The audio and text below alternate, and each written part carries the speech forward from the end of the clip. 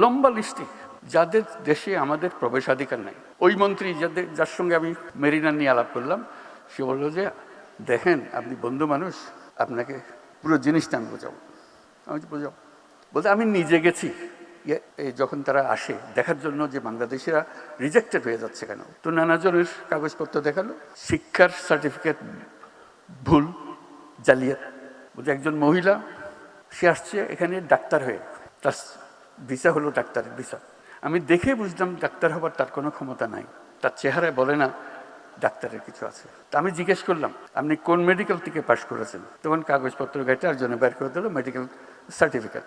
তো স্টাফরা বললো স্যার এটা জাল, এটা ভুয়া, বাকি সমস্ত সার্টিফিকেট তার জাল। সে বললো যে আমার অ্যাসেসমেন্টে শোভদ কাজ যেটা শেষ পর্যন্ত করবে, আমি ঢুকতে পারমিশন দিলে সে গৃহকর্মী হবে, কিন্তু নিয়ে এসছে ডাক্তারের সার্টিফিকেট।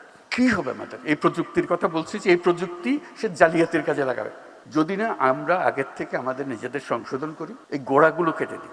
হাজারে হাজারে মানুষ, নানা ভুয়া, সব কিছু ভুয়া, পারমিশন ভুয়া, ব্যাংক সার্টিফিকেট ভুয়া, এবং আমরা ইস্যু করছি সেগুলো, এবং জেনুইনলি ইস্যু করছি, যেখান থেকে যাওয়ার কথা সেখান থেকে ইস্যু করছি পয়সা। কাজেই আমাদেরকে প্রযুক্তিতে আসতে হলে ন্যায্য জিনিস নিয়ে আসতে হবে। জালিয়াতির কারখানা, এই দেশ জালিয়াতির কারখানা হবে না, হবে না, হবে না, এটাকে আমরা করতে চাই না।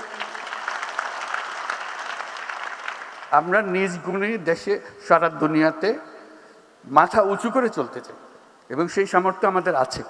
আজকে এই প্রযুক্তির বৈঠকে আমরা সেইভাবে মন ঠিক করি যে আমরা জালিয়াতি থেকে বের হয়ে আসবো, আমরা তরুণদেরকে উদ্যোক্তা হবার সুযোগ করে দেব, এবং আমাদের নীতি বাস্তব এবং বর্তমানকে প্রতিফলিত করুক সে ব্যবস্থা করব, মানুষের সহায়ক সরকার করব, ওইভাবে আমাদেরকে চলতে হবে।